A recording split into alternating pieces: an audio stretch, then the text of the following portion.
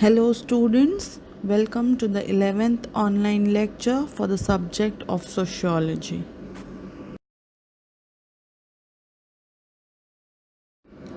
We will continue with the second chapter of our textbook, that is Segments of Indian Society.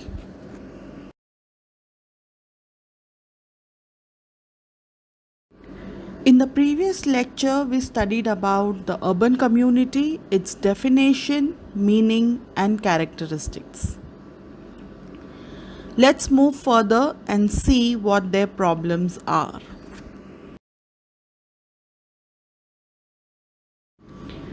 The rapid growth of urban population has put heavy pressure on public utilities like housing, sanitation, transport, water, electricity, health, education, and so on. Although India is one of the less urbanized countries of the world, with only 31% of population living in urban towns, this country is facing a serious crisis of urban growth at present. Poverty, unemployment, and underemployment among rural immigrants, beggary, theft, and other social evils are on the rise. By 2030, more than 50% of India's population is expected to live in urban areas. The following are the problems faced by the people of urban community. Number 1, urban sprawl. Number 2, overcrowding. Number 3, housing and slums. Number 4, unemployment. Number 5, beggary. Number 6, transport. Number 7, water shortage. Number 8, sewerage problems. Number 9, trash disposal. Number 10, urban crime. We will study each of these problems in detail.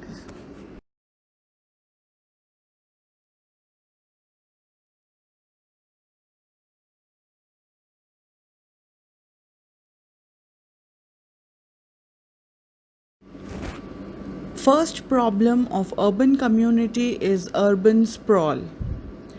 The root cause of urban problems is urban sprawl or real expansion of the cities, both in population and geographical area of rapidly growing cities. In most cities, the economic base is incapable of dealing with the problems created by their excessive size. Massive immigration from rural areas as well as from small towns into big cities has consistently taken place, thereby adding to the size of the cities. The urban sprawl is taking place at the cost of valuable agricultural land.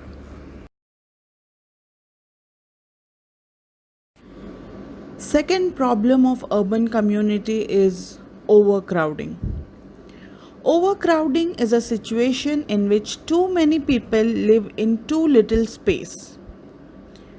Overcrowding is a logical consequence of overpopulation in urban areas. It is naturally expected that cities having a large size of population squeezed in a small space will suffer from overcrowding. This overcrowding has led to speed, stress and tension, anonymity, social distance, insecurity, etc.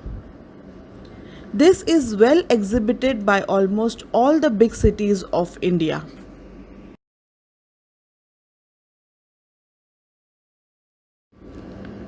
Third problem of urban community is housing and slums.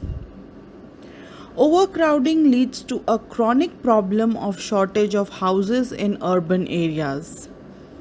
This problem is specifically more acute in those urban areas where there is a large influx of unemployed or underemployed immigrants who have no place to live when they enter cities from the surrounding areas.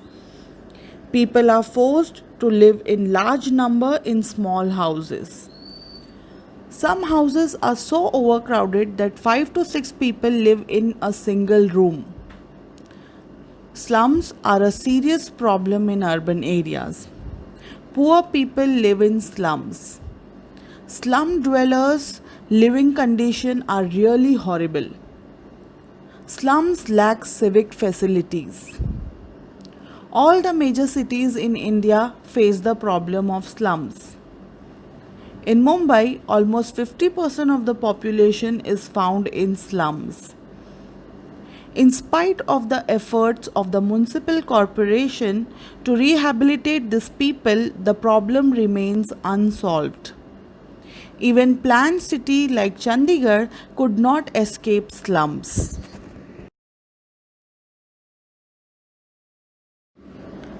Fourth problem of urban community is unemployment. The unemployment rate in urban India is approximately 15 to 25% of the total workforce. The rate of unemployment is higher among the urban educated. Due to the problem of unemployment, intensity of other problems like poverty, malnutrition, ill health, beggary, crime, prostitution, etc. have increased. It is observed that of the total urban educated population, majority of them reside in four megacities, that is Delhi, Mumbai, Kolkata and Chennai.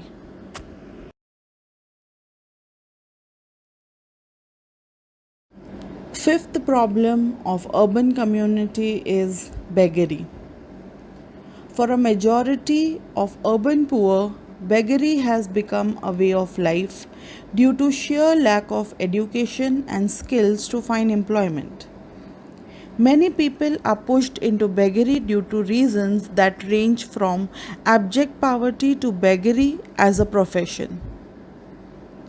There are organized gangs of beggars which are known to operate in big cities. Also, there are instances of children who are sold into beggary by their parents or are kidnapped and then forced into begging by maiming them. In Mumbai, beggary has been criminalized under the Bombay Prevention of Begging Act of 1959. Sixth problem is transport. With the traffic bottlenecks and congestion, almost all cities and towns of India are suffering from acute transportation problems. They get worse and more complex as towns grow in size. As towns become larger, even people living within the area have to travel by car or public transport to cross the town. Wherever trade is important, commercial vehicles such as vans and trucks makes the problem of traffic more complicated.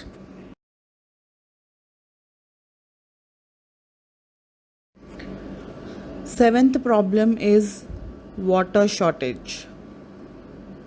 Supply of water falls short of demand as cities grow in size and number.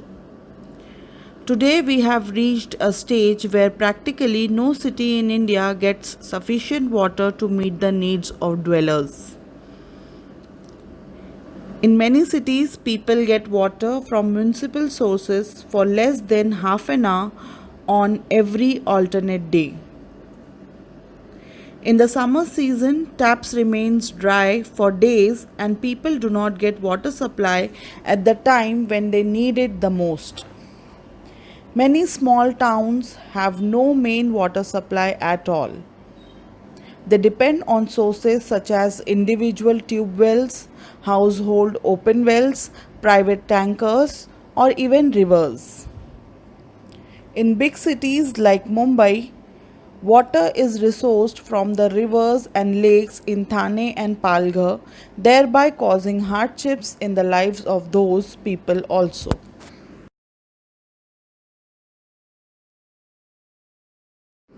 Another problem is sewerage problem. Urban areas in India are almost invariably plagued with insufficient and inefficient sewage facilities. Not a single city in India is fully sewered. Resource crunch faced by municipalities and the unauthorized growth of cities are two major causes of this pathetic state of affair.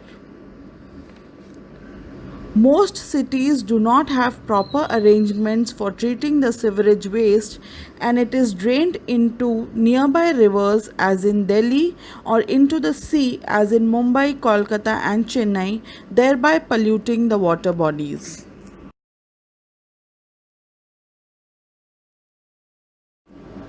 Another problem faced by the urban community is trash disposal. As Indian cities grow in number and size, the problem of trash disposal is assuming alarming proportions. Huge quantities of garbage generated from our cities pose serious health hazards. Most cities do not have proper arrangement for garbage disposal, and the existing landfills are full to the point of overflowing, which becomes nest of diseases and innumerable poisons into the environment. Waste putrefy in the open, inviting disease carrying flies, mosquitoes, and rats, and also a poisonous liquid called leachate is emitted, which contaminates groundwater. People who live near the rotting garbage and raw sewage fall easy victims to several diseases like dysentery, malaria, plague, jaundice, diarrhea, typhoid, dengue, and leptospirosis.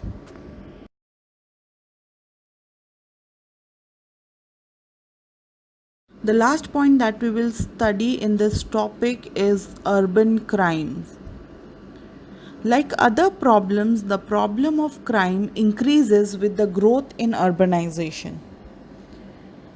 The problem of urban crime is becoming more complicated in the present day world because criminals often get protection from politicians, bureaucrats, and other urban elites. Some criminals reach high political position by using their money and muscle power. In fact, the increasing trends in urban crimes leads to much tension and insecurity, which makes city life unsafe. Not only poor, deprived, and slum dwellers take to crimes, people from well to do families also resort to crime in order to make fast money and to meet cravings of a lavish life. Occasional failures in life may also drag youngsters to crime.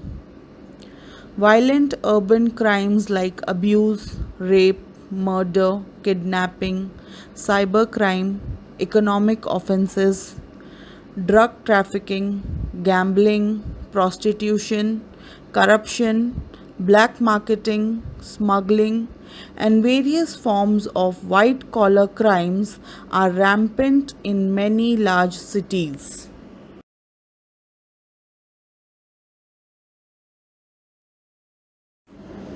Efforts for urban development.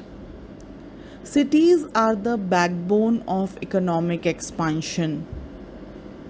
Urbanization can be positively viewed as an engine of economic growth and an agent of socio-political transformation. The share of urban areas in the total national income has been estimated at 60%, and the per capita income was about 3 times higher than rural per capita income. But this is not sufficient due to high cost of living and growing economic disparity in urban areas. Several steps have been initiated to meet the challenges posed by the urban crisis, but with little or no success.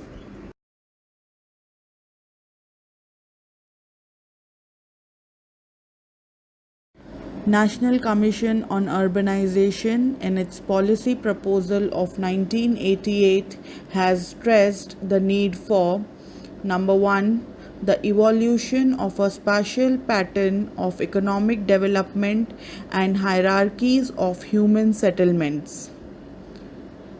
Number two, an optimum distribution of population between rural and urban settlements and among towns and cities of various sizes. Number three, distribution of economic activities in small and medium sized growth centers. Number four, dispersal of economic activities through the establishment of counter magnets in the region. Number five, provision of optimum levels of services in urban and rural areas.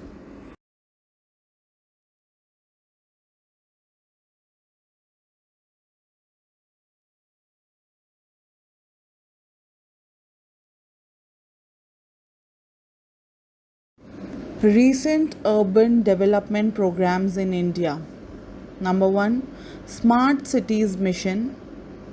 Number two, Atal Mission for Rejuvenation and Urban Transformation Project.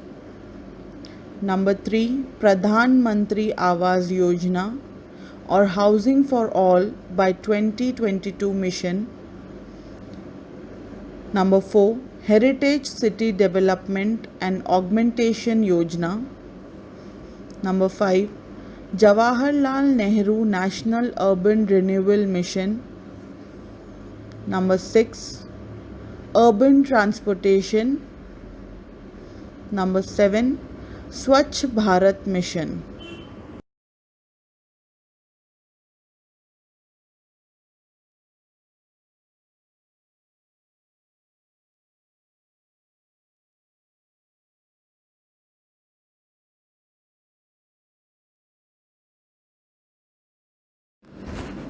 The other major development programs include: number one, urban basic services for the poor.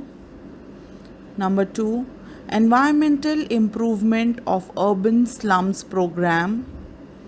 Number three, integrated development of small and medium towns. Number four, various housing and infrastructure financing schemes, example, Housing and Urban Development Corporation. Number five, Mega Cities Project. Number six, Integrated Urban Poverty Eradication Program.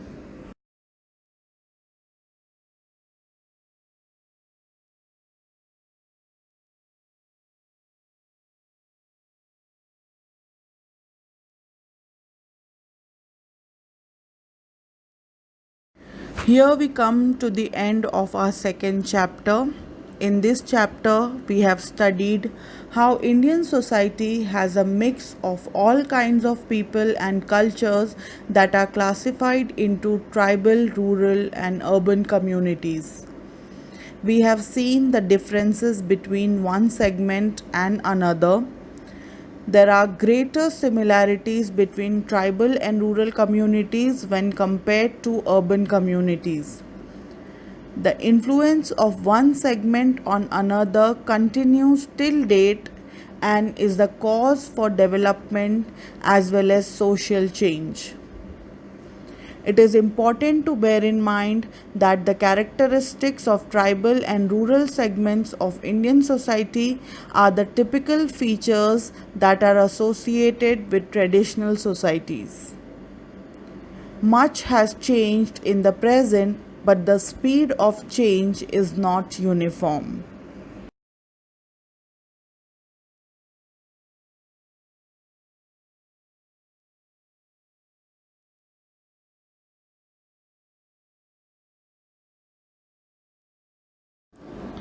So today we studied problems of urban community and its development efforts.